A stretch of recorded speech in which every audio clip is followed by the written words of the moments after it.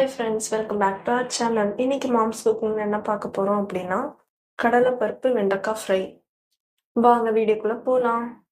தேவையான பொருட்கள்: வெண்டைக்காவை கட் பண்ணி வச்சுக்கோங்க, ஒரு வெங்காயம், கடலைப்பருப்பை வாஷ் பண்ணிட்டு குக்கர்ல வச்சு எடுத்துருங்க. அது வெந்த அப்புறமா நம்ம யூஸ் பண்ணிப்போம். கடாய் வச்சுக்கோங்க, ஹீட் ஆகட்டும்.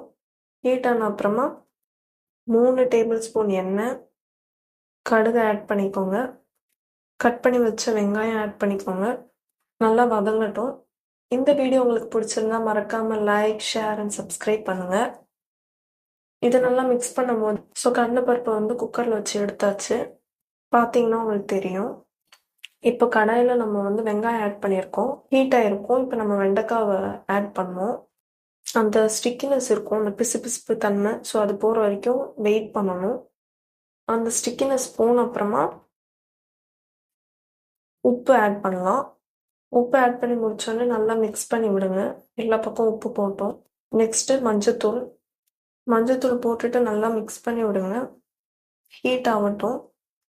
அந்த ஸ்டிக்கினஸ் இன்னும் கொஞ்சம் இருக்கும், கொஞ்சம் கொஞ்சமாக தான் போகும். இப்போ ஓரளவுக்கு பரவாயில்லையா இருக்குது. இப்போ 1/2 ஸ்பூன் சில்லி பவுடர் போடலாம். போட்டுட்டு நல்லா மிக்ஸ் பண்ணி விடுங்க. ஏன்னா இதுக்கப்புறம் நின்றுடுச்சு ஒரு இடத்துல அப்படின்னா நல்லா இருக்காங்க. நெக்ஸ்ட்டு கடலைப்பருப்பு போடுவோம். ஸோ அப்போ ஒரு பக்கம் உப்பாக இருக்குது, ஒரு பக்கம் காரமாக இருக்குன்னு சொல்லக்கூடாதுன்றதுக்காக ஃபஸ்ட்டே மிக்ஸ் பண்ணிவிட்டு அதுக்கப்புறம் கடலைப்பருப்பு போடுங்க. நல்லா மிக்ஸ் பண்ணி விட்டுக்கோங்க. அந்த பருப்பு ஏற்கனவே வெந்திருக்கிறதுனால இதில் இன்னுமே நல்லா merge ஆகி சூப்பராக இருக்கும் டேஸ்ட்டு. கொஞ்சம் ஹீட் ஆகட்டும், ஃப்ரை பண்ணிக்கோங்க. ஃப்ரை பண்ண அப்புறமா ஆஃப் பண்ணிடுங்க. ட்ரை பண்ணி பாருங்கள். கடலைப்பருப்பு வெண்டைக்காய் ஃப்ரை ரெடி ஆயிடுச்சு. நெக்ஸ்ட் வீடியோவில் பார்க்கலாம்.